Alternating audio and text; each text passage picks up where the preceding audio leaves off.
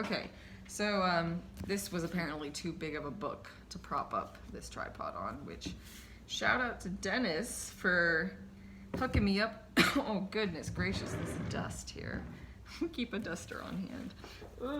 Anyway, you can tell that my ADD is kicking in.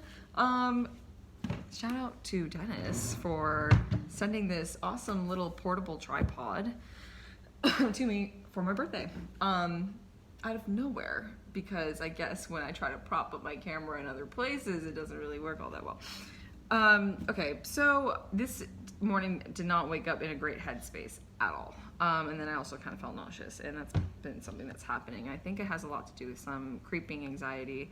Yeah, so I was in a very low mood, low state, low vibe, and I had to go teach my cycle class. And I was not looking forward to it, to be honest. Because when you have to be up there in front of people and you have to give your energy, you first have to have energy to give. And, but you know, do it anyway. I've done it when I've been like sick, tired, sad, like anxious. Like, you know, you just got to go in there, you got to get up, you got to put on your instructor hat and do your instructor persona and like, make it happen. And I do every time, no matter how many people are in the class, whether it's a full class or whether it's like one person. So, after that class though, so there was only one participant there today, and I am confident enough in myself and my teaching and my classes to know that it's not me. I really do genuinely believe, and I don't mean this in a conceited or haughty way, but like I genuinely believe it's just the time. It's a really odd time.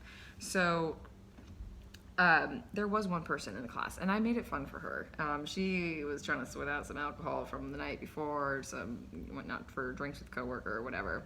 And I wanted to make an enjoyable experience for her because I was in the same boat. She told me that she was not feeling A-okay, and I was like, me either, but we're gonna do this together. And we did. And had I not had her there, and had she not had me there, we probably would not have gotten the good workout that we did. So I don't know how we got on the topic afterwards of what we did, but it was a very deep life kind of course it's still overcast, a deep life kind of existential type of conversation, like a TED Talk almost, / life coaching session. But the thing is that we connected really well. And she shared a lot of things with me, and I shared a lot of things with her. And when you meet somebody who is on the same brainwave, I suppose, wavelength, however you want to say that, like, or same frequency, and puts out that same energy and those same vibes that you do, if you know, the kind of people you attract into your life. And when you're able to make that connection with them and converse about it, it's a really, truly fulfilling and energizing experience. And what I mean by, like, on the same wavelength, like, for example, alright, Power of Now, this kind of spiritual stuff, breaking the habit of being yourself, this kind of spiritual stuff, you are badass, this kind of, like, universe kind of flow. Oh goodness, the dust. Awareness, that's another one. The obstacle is the way. You should actually see my little bookshelf right here. It is quite impressive to me, if I do say so myself. It's a great bookshelf. I've not read all of them. I've read parts of most of them, but I have this thing where I switch books. You should, my unfinished Audible library, my unfinished books here. And that's, again, a conversation for another day, but it becomes more of a, somebody actually pointed it out to me. Actually, another friend that I went for a walk with this week, which was a very lovely experience, who's, again, on the same wavelength and kind of into all of this stuff. And that has something to kind of do with this, not only this, like, ever, never ending, like, oh, my back and my neck, never ending, like, quest and thirst for, like, knowledge and self-development, but, like, also this, which I did not think about it in this from this angle, but this, like, not enoughness and not being enough and not knowing enough. And so therefore I have to start this other book because I need the information that's, oh, the battery. I need the information that's in that book to be a better coach, to be a better person, to be a better me, to be better in my life. And I'm just not enough. Conversation for another day. But what I wanted to talk about today was, one, the really shitty, stupid Instagram story thing that I have like now 12 story panels that have not posted. Same, in addition to that reel that didn't post like 2 days ago. So that's annoying. But I wanted to mention something about, it's kind of irrelevant now because it was with the daily affirmation page that I post in the morning. But then there was another thing about being hard on ourselves and like why is it so easy to be hard on ourselves and so hard to be compassionate with ourselves? And does it have to do with expectations of ourselves? And where did those expectations even come from? Like who, I need to like sit on something. Who like established those expectations in our mind? Who, I guess, helped us, that works. Who helped us, like, not helped us, but how did we get those like expectations of ourselves? Like, it's not bad to have expectations for yourself. I would argue to say it's bad to have expectations in general with life. You should have goals, you should have standards, but like expectations, it's like if there's one way you're gonna be disappointed in life, it's like one guaranteed way is to create expectations for yourself and for other people. Because if you have expectations for other people, you have zero control over other people. So like, why are you putting yourself in that position to begin with? Anyway, again, I'm like going off on all these tangents, and like that's a conversation for another day. And of course my phone battery is gonna die, so I'm gonna have to like stop this and plug it in and situate this tripod again. So don't mind my neck stretching. It's very, very aggravated. You can see my trap is taking over my whole back. What I wanted to talk about was how that conversation today after my class, we literally stayed in that room for an extra 45 minutes talking. I had just met her. She maybe taken my class once in the past, something like that. And it was such an energizing experience. It wasn't only energizing because of the sweat and the endorphins that were rushing, after the class, but when you connect with somebody who can appreciate and process thoughts and life and perspective the same way you do, or in a similar way, or can contribute to your perspective and your insight and all of that, it is, I honestly can't describe a better feeling. It fills my cup. In fact, it overfloweth my cup. And I think that was I think that's at the point, like, when you fill your cup, it's great. You need to be able to fill your cup to be able to pour into other people's cups. We're talking about different cups here, not like a stress cup and like a body's capacity for stress, because that's an analogy that's also used with the whole cup thing, the cup analogy. And then I just got a random thought back in college when we played cups. I was bad at beer pong. Not that I ever really drank. Went through a phase. It lasted a semester and then never again. If anybody who was there for that phase is watching this, you know. I was really good at cups though. I think that's what it was called when you're like, flip cup. That's what it was. Flip cup. Anyway, I'd fill mine with water later on after that phase. So it fills my cup. And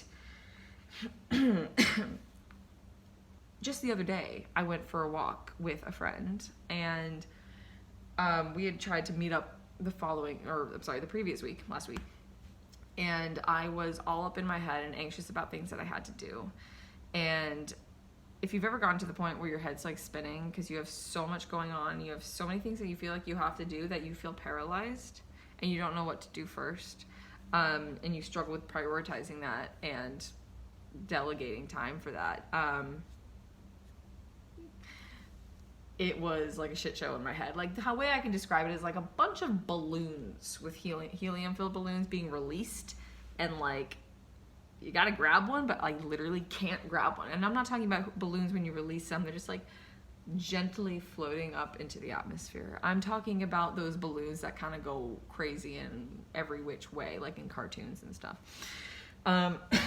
So that's kind of how my thoughts in my mind was. And you can tell by the way and the rate at which I'm speaking, and like the amount of things, the amount of tangents I have, that this video is long overdue, because I need a better outlet to filter through all of these thoughts. You can only funnel so quickly through my orifice here, my mouth. So it's like bottlenecking through, and there's just so much that I need to say. Why haven't I done this sooner? Yeah, so I went through for a walk the other day, and that filled my cup. We hadn't been able to meet the week prior because of my lack of ability to schedule and prioritize. And one thing that I've struggled with for a very long time is being decisive. So I guess you could say I struggled with indecisiveness. And I have identified myself that way for a long time, until, like, you know, when it's like, if it's a self-fulfilling prophecy, I was like, you know what? I'm gonna do this experiment where I'm decisive for at least one decision a day or a week, okay? And if I can at least get one per week, ideally one per day, but one per week, I'm considering that a win, and I'm gonna write it down of how proud I am of myself, and I am going to say it out loud of how proud I am of myself for X, Y, and Z. And then I'm going to build my confidence in myself and my trust in myself that way. That's another video we have to record. Wow, we have a lot to talk about. A lot to talk about, so I'm glad we have this tripod now. Wow, the train of thought has left the station. This is what I mean by tangents. So when we finally did go for a walk, like, that morning I was trying to decide what I was going to do, and what was the priority. And I was like, no more, because I always have these lists of things that I need to do on my journal/planner. It's actually more of a planner than a journal. I need to get like an actual journal, since my other one filled up. But I have all these things, and I try to, on Sunday, I try to like delegate like what task from personal and work to-do list is going to be on which day of the week. And I'll like, excuse me, it's dusty down here. I'll get so far as to maybe put one thing on the planner, and then I'm thinking, oh, but this, and then, but if I do this day, but what if this? And then like that client was supposed to, like, I have that call, but what like my schedule, I have to be like ready to go like pretty short notice, because let's say somebody fills out their intake form, and they can only meet this day or that day at this specific time, and it's like, well, whatever I had planned for that time, I have to decide, like, do I try to get them somewhere else, or try to postpone them another week, or do I do the thing that I was gonna do? And then like it's a prioritization issue, and then it's like, oh, but boundaries, stand your boundaries. It's like, oh, but business, your business has to run. So there's a lot of that, which is chaos and scattered. So I am very cautious, or I guess I've started to forewarn people about when I make plans, because it could be very subject to change very quickly. And yeah, so I Now I'm thinking about, should I have my phone on Do Not Disturb so that this video isn't lost. Anyway, so see, maybe I need a script. Not a script, but like a bullet point list to not get off topic. But the problem is that I have a hard time deciding what's going to go on what day. And I'm like, no more, Amita. Yes, let's go for a walk today at 1:15 p.m. We're going to meet down in the lobby downstairs, because she lives in my building, and then we're going to go. And then it's like raining outside, and it's like, no, we're still going. So we did, and it was great. And that was a really long roundabout way of me conveying to you that that was yet another event that filled my cup. And it was so, I felt so relieved, because I don't know if you know me very well. If you know me very well, you know that I'm very much up in my head all the time. And with all those balloons and everything spinning around, like, I wrap myself in layers of myself, and it is exhausting to be in my head. And some people are very chill. They're not very, not the anxious type, and they just go with the flow, and they don't have these prioritization / organization / scheduling / what have you issues. We all do to some extent, but like to the point where it starts to like get in the way of like your actual daily functioning. It gets to the, like, if I don't respond to a text right away, one, it's because I try to be in the moment of what I'm doing. And when I give a text response or a message response, I don't want to just give a half-ass kind of response. I want to be fully present and give a thoughtful one. But also because with all the stuff that's going on in my head, I just emotionally drain myself and exhaust myself. And so if you ever don't receive a message back, be it text message or direct message or email or whatever, that's why. I will respond when I have the emotional capacity and mental bandwidth. Just kind of how it is. So that happened last week. And then today I had that wonderful, very unexpected conversation with the girl in my cycle. When I say girl, she's 30, with the individual in my cycle class. And then another fellow instructor. We were at the front desk doing our paperwork or whatever, and we just started talking. I asked her how her birthday was, and she started talking to me, and then we started talking about more stuff. And I'm like, we've already been standing here talking for like 10 minutes. Do you want to go on like a sunshine walk? Because I drove to the gym and I didn't get my daily dose of nature, and I need daily dose of nature. We all need some sunshine and nature. Very, very important. Seriously, get outside, at least, even if it's for a little bit. It's also why I like being on the balcony, because I just like being out in nature. So we just went on this spur of the moment, spontaneous, middle of the day, 2 p.m. walk outside in Channelside and around downtown on the Riverwalk, and like, it was beautiful. It was a beautiful experience. Not only because of the surroundings, of course, there are surroundings here down in Tampa, beautiful. But it was a beautiful thing to just be able to just drop what you're doing and being like, hey, you need to be anywhere right now? Okay, great, me either. Let's just go for a walk and continue this conversation and be spontaneous about it. And that might not seem like something that's super spontaneous for the average person. But for someone like myself, where I struggle to plan my own things, I'm great at helping other people plan and organize and structure. It's kind of what I do also with coaching. Like, I'm great at helping other people. But when I try to plan my own things and structure my own things and prioritize my own things and schedule my own things, my brain just shuts down.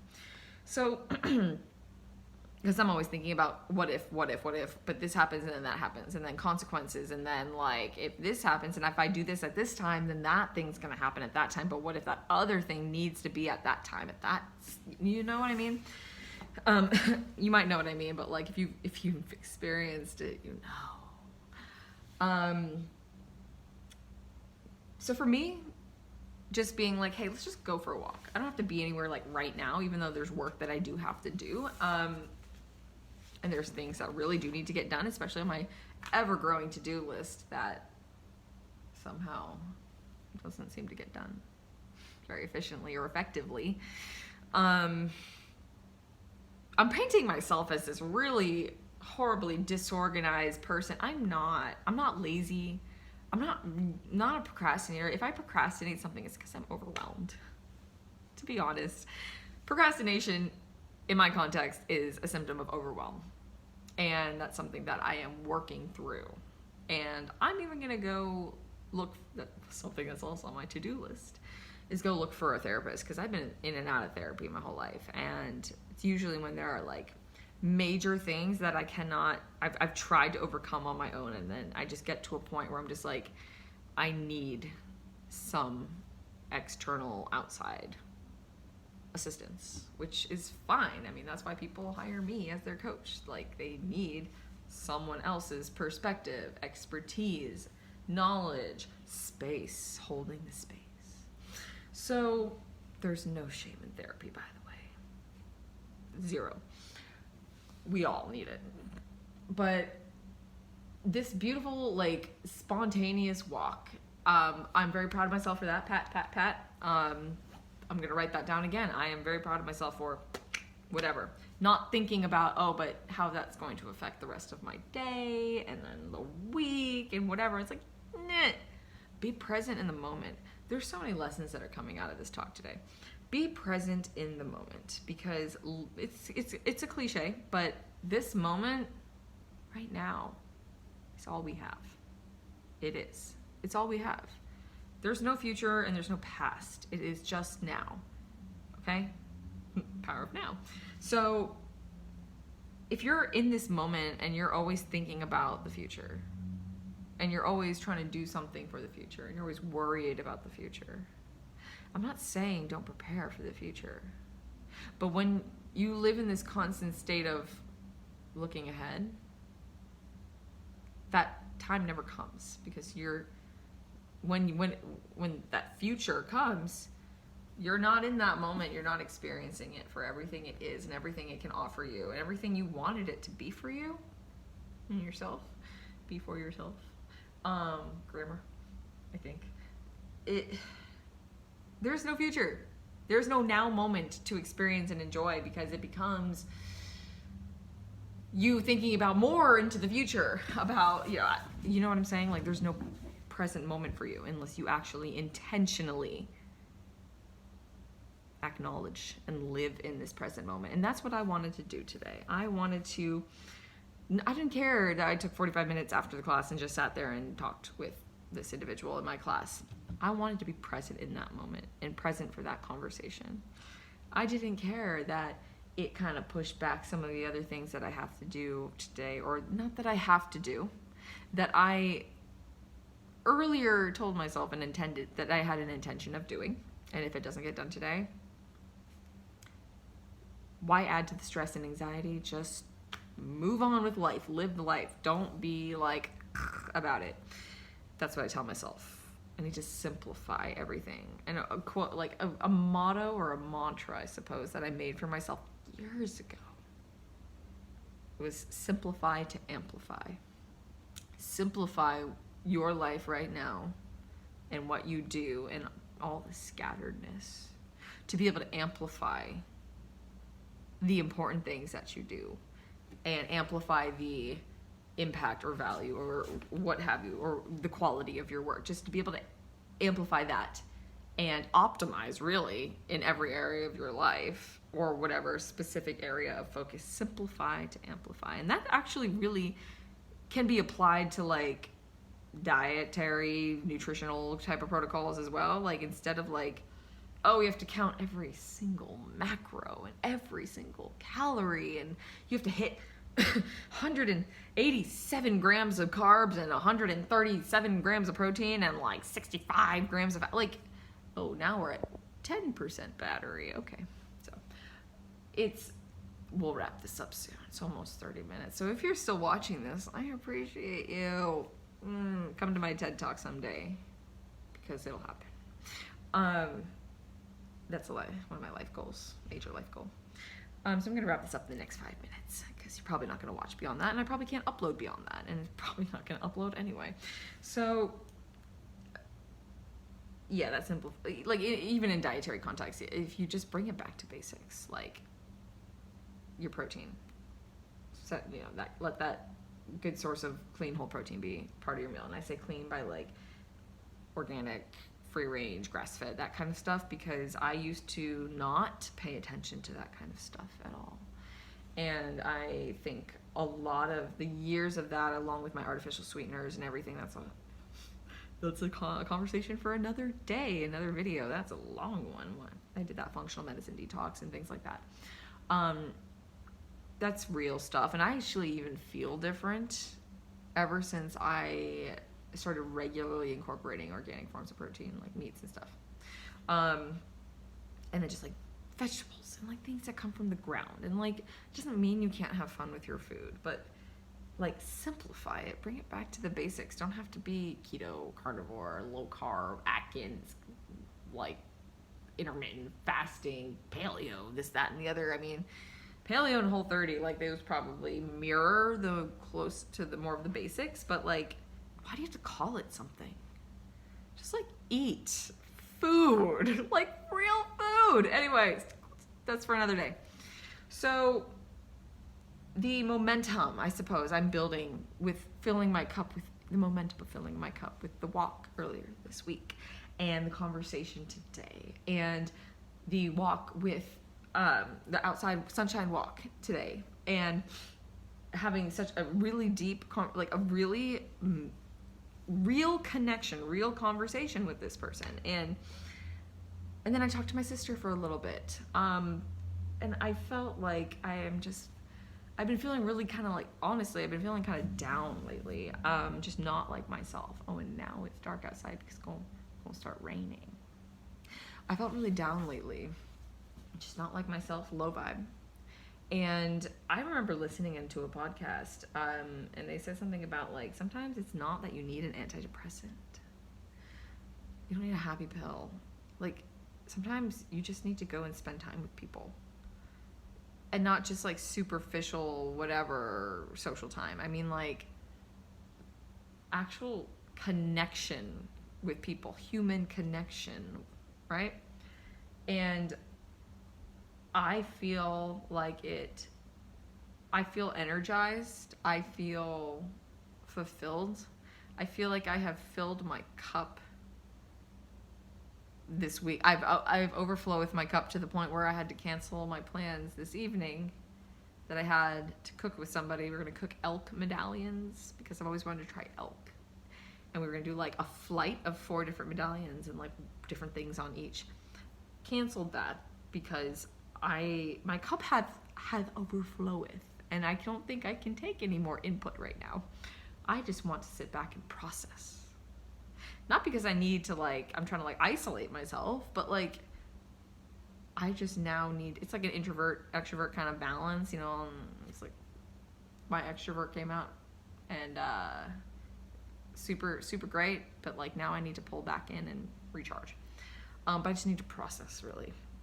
And yeah, I guess this is a way of saying like, if you feel like you are in a funk, oh, now it's raining. If you feel like you are in a funk, ask yourself, have I spent some quality time with anybody recently? And even if you have hung out with somebody, like, that's why I said quality time. Have you connected with anybody recently? Are you lacking that human connection? The rain is going 2 different directions. How is that possible? Are you lacking that, the ADD, I'm sorry. Are you lacking connection right now when was the last time you had authentic, real, true connection, not just social interaction here and there passing? Because that is a major contributor to quality of life. Like a quote is, the quality of life, your quality of life depends on the quality of your relationships. And I could not agree more. So we're going to end this in 10 seconds. Thank you for coming to my floor talk. Goodbye.